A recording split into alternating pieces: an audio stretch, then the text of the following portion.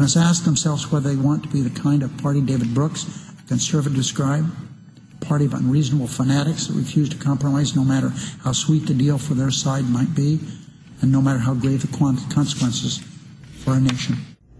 All right, Harry Reid. The Senate Majority Leader is talking about conservative New York Times columnist David Brooks' column on July 4th, which he says the Republican Party is no longer a normal party. It's been infected, Brooks says, by a faction that is more of a psychological protest than a practical governing alternative. Its members, Charles, he says, don't accept the logic of compromise. What do you think of that? Well, forgive me, but I have to correct your copy again. Conservative columnist. He's a great columnist, but he's not a conservative. You don't consider him conservative? No, I don't. I think he's a moderate, and he straddles. Moderate conservative. No, he's not a conservative. He's a moderate.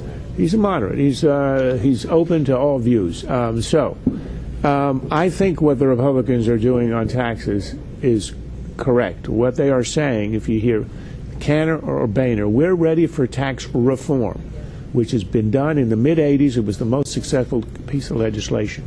You cut out the loopholes and you use the money to cut rates. You get fairness.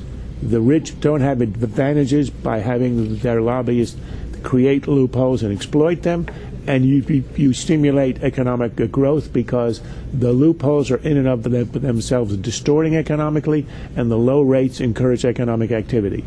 That's what Republicans have been asking for, not to eliminate a loophole here and a loophole there, which in the end amount to absolutely nothing.